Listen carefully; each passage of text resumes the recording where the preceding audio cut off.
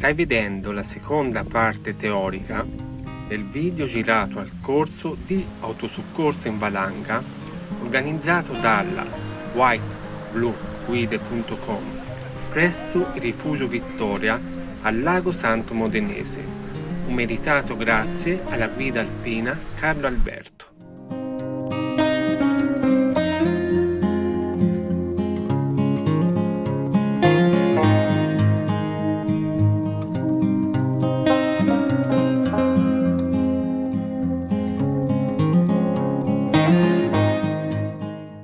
Delle condizioni del manto nevoso, cioè per cui cosa c'è adesso e sulla base delle previsioni meteo una stima di cosa sarà nei prossimi giorni, ok? Per cui c'è situazione, previsione, ok.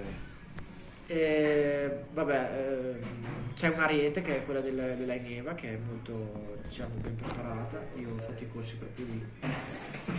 Qui il bollettino mi dice, è piccolissimo, mi dice: non fermatevi a leggere solamente le figurine. Mi dice che in questa zona qua, nelle Dolomiti di Arabba, questo è il centro meteo Arabba, Dolomiti Verde, mi dice che c'è pericolo 3. L'audio in questo punto è troppo disturbato dai rumori di sottofondo del rifugio. Carlo Alberto ci sta facendo vedere quali sono i versanti pericolosi,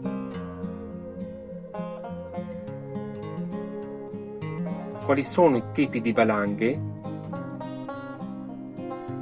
quanta neve c'è al suolo, la previsione nei prossimi giorni. Considerate che 3 non è poco per via, è una previsione proprio geometrica, cioè 1 poco pericolo, 2 tanto, 3 tantissimo, 4 stai a casa, 5 Armageddon, arriva l'asteroide, ok? C'è una grande differenza, non è poca.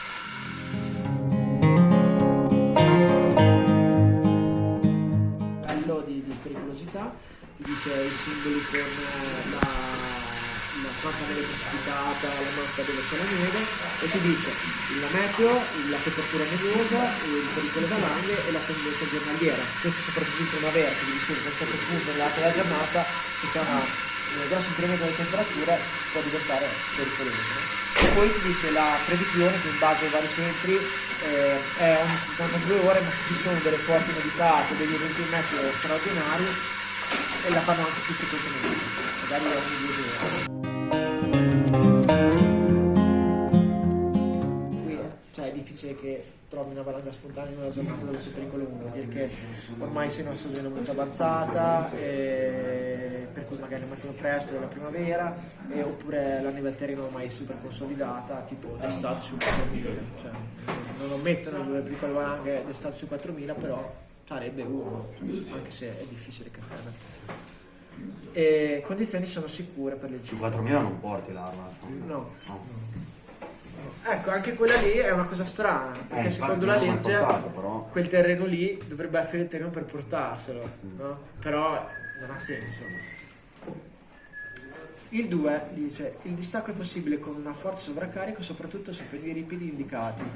Infatti ti dice magari pendenza da 30 40, quelle robe lì, e soprattutto il versante, per cui ti dice attenzione perché a nord-ovest è pericoloso perché ha fatto vento da sud-ovest. Non sono da aspettarsi valanghe grandi, spontanee, però piccole sì, ok? Parla sempre di forte sovraccarico, forte, ok? Mezzo battipista, persona a piedi, sciatore che cade. Già con le ciaspole? No, puoi considerare leggero sovraccarico. Allora, il distacco è possibile con debole sovraccarico, per cui... Quindi già c'è con gli sci puoi già provocarlo. Già con gli sci puoi provocarlo, quindi mantenere le distanze è importante.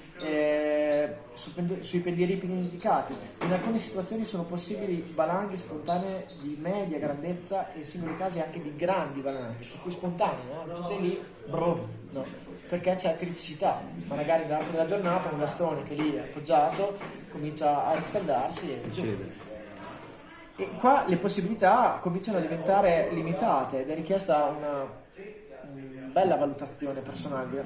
Aspetta, quello di 30 grammi, con 3, andiamo al bar, dai, cioè devi sapere valutare, no? E per assurdo, quando con 4 ci sono meno incidenti, però le guide vanno in giro con 4. Perché se io sto in un boschetto e ci sono mezzo metro di polvere, mi diverto come un matto e non sto correndo rischi. Però il distacco è probabile con un debole sovraccarico. Attenzione, perché la differenza fra possibile e probabile la notate. È possibile che arrivi un asteroide domani e ci uccida tutti, ok? È impossibile che una cascata invece che andare all'ingiù vada all'insù, ok? È probabile che arrivi un asteroide domani? No, ok? È poco probabile. La probabilità è una cosa che è molto più attuabile e concreta di una possibilità, ok? E quindi qua cambia questa terminologia, possibile e probabile. Probabile vuol dire che qua è certo che, cioè, se vado sul ripidi stacco, cioè è molto probabile, ok? E qui nel 4 e nel 5, nel 5 è l'Armageddon, qui viene allertata la protezione civile perché possono essere coinvolte vie di comunicazione dalle valanghe, e qui vengono sfollati dei paesi perché possono essere travolte delle aree rurali dalle valanghe, quindi questo è proprio un pericolo anche pubblico. Quando c'è 4 bisogna stare molto attenti. Se siete dei sciatori e sapete che andate in comprensori dove potete sciare nei boschetti, vi divertirete. Anche con 4? Sì, anche con 4. Non voglio spingerti ad ammazzarli. No, assolutamente. Però se c'è una stazione sciistica dove puoi sciare in un boschetto tranquillo senza andare sui piedi aperti e sai che quella è una zona divertente, lo puoi fare. In Francia lo fanno sempre, no? Però non puoi andare in piedi aperti perché stacchi di sicuro. C'è tutto l'arco alpino, vedete che nel Friuli qui danno 1 e 2, qua è sempre 3. Questa è una situazione, diciamo, generale o è proprio un esempio? Questo nel sito dell'Aineva sono tutte aree cliccabili, ognuno ha il suo bollettino. Ok. L'Aineva è un proprio associazione interregionale delle valanghe che ha i propri siti regionali, e ogni regione ha le sue località, cioè ci sono la zona delle Pontine, delle Marittime, delle Grazie, insomma ognuno ha il suo. E se voi cercate Aineva Lombardia vi viene fuori il bollettino Aineva. Non è la metà, è tanto alto, e la scala, come vi dicevo, non è lineare ma è geometrica.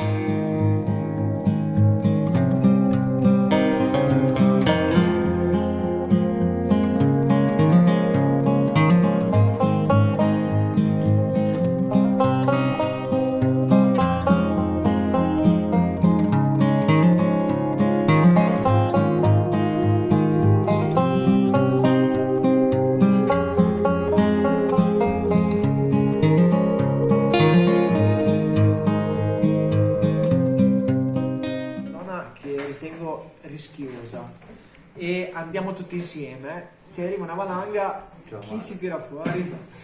E anche se magari abbiamo 3 persone che vanno avanti, uno che rimane indietro, quello che rimane indietro, 3 persone non tira fuori. Quindi bisogna sempre andare uno alla volta e fermarsi in una zona franca. Quindi una alla volta zona franca, una alla volta zona franca, una alla volta zona franca. Così se qualcuno ha dei problemi, quello che è andato per primo viene travolto, ha una squadra di gente che lo tira fuori. Viceversa, se ci sono 3 persone sotto e uno fuori, lui deve scegliere. Forse ne salva uno. Bella responsabilità. Forse, perché una persona... Perché comunque quando devi scavare perdi tanto tempo. Oggi vedrete che lo scavo è una delle cose più importanti, bisogna essere veloci e organizzati. Poi se sei in 2 magari uno libero l'altro scava. Quindi il comportamento, andare uno alla volta, questo nello sci è fondamentale. Nell'escursionismo ci siamo legati un po' meno, però pensare di attraversare un punto che ci puzza uno alla volta è una bella idea, perché così dopo la persona che è sotto è una e può essere sommossa da tutti gli altri. Se succede un disastro e siamo sotto in tanti è un casino, perché potrebbero succedere vittime, no? Questo è il pericolo debole, stessa situazione, stessa cosa. Abbiamo una strada, delle case, dei pendii, dove ci sono le piante è un dove ci sono le piante non è un terreno valanghivo. Le piante non ci sono più, vuol dire che lì ci svalanga. perché vengono tirate Sì, giù. sì. Se non Le riescono, scaricano. non riescono a crescere, no? Perché vengono, per cui è proprio una questione che quello è come se fosse un torrente, no? Lì non ci vengono vegetazioni.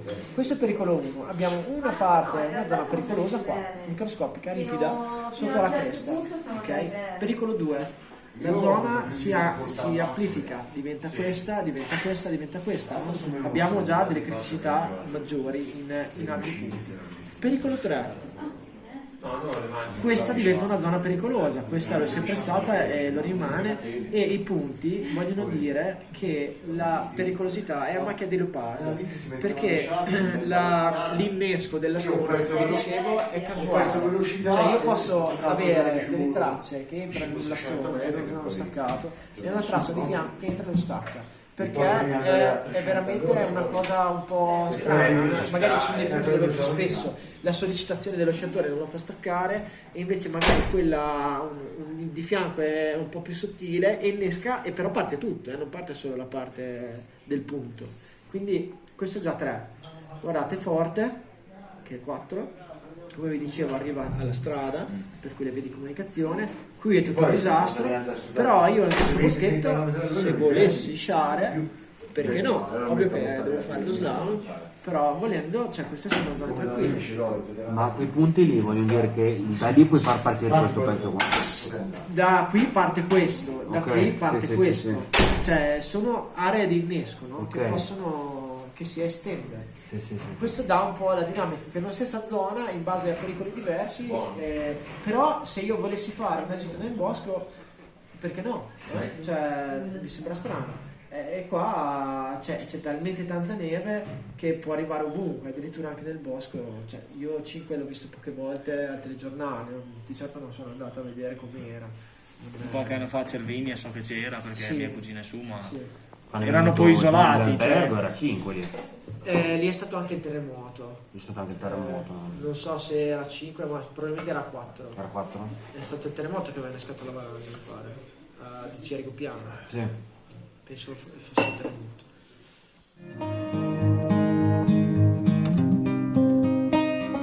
29-24% degli incidenti sono degli sciatori.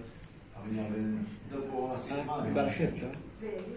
Quelli per il numero elevato di sciatori Ma no, o... è che come ti dicevo lo sciatore è quello che va proprio nei pendii aperti, Ok. nei pendii compresi fra i 30 e i 40 sì, gradi, non va dentro un boschetto su una cresta in mezzo alle rocce, lo sciatore non si diverte, quindi è anche una quantità di persone maggiore. Poi però abbiamo strade, è una casualità strana. Freeride è sempre parte dello sci, no? Cioè per cui sci fuori pista con gli impianti, c'è una percentuale che è l'alpinismo, però rispetto al resto è ridotta. È ovvio che se sei a piedi, cioè, vai comunque in percorsi che possono essere pericolosi.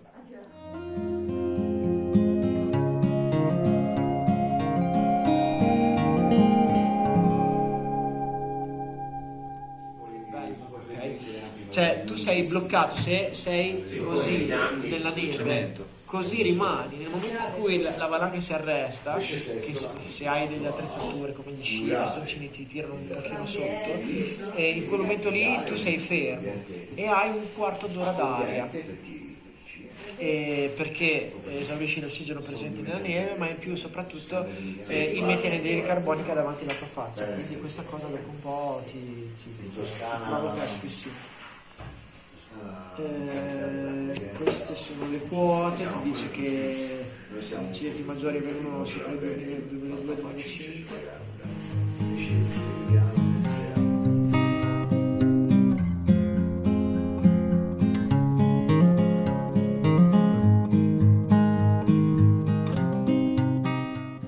Lui, guarda, è già partita. Sì. Adesso l'immagine qua è sgranata, forse se la riduco è meno sgranata. Opla, lì e lì. Qua si sta rompendo tutto. Lui sta ancora sciando. Guarda lì. Questa è enorme.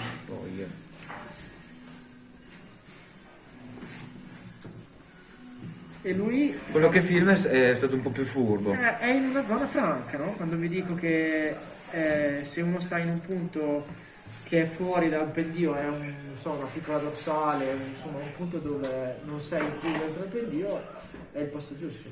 Qui aveva uno sciato a destra e non si era staccato niente. Questo era evidente che era un versante pericoloso, no?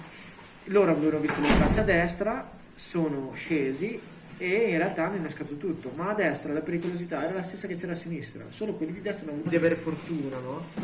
Cioè dobbiamo, se vediamo una roba del genere non dobbiamo scenderci, cioè questa qui è enorme, tutta la frattura, no?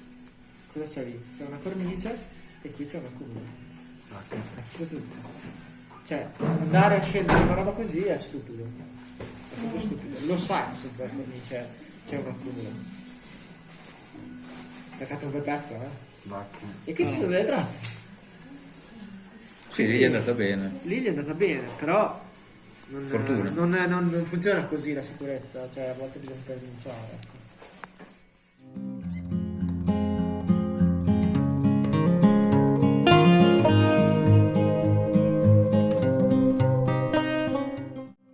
Nel prossimo video vedremo la parte pratica del corso di autosoccorso in valanga, come si ricerca un sepolto con larva e l'utilizzo di sonda e pala. Per non perdere il video ti invito a iscriverti al canale e cliccare sulla campanellina per riceverne la notifica. A presto, keep in touch e buona montagna a tutti!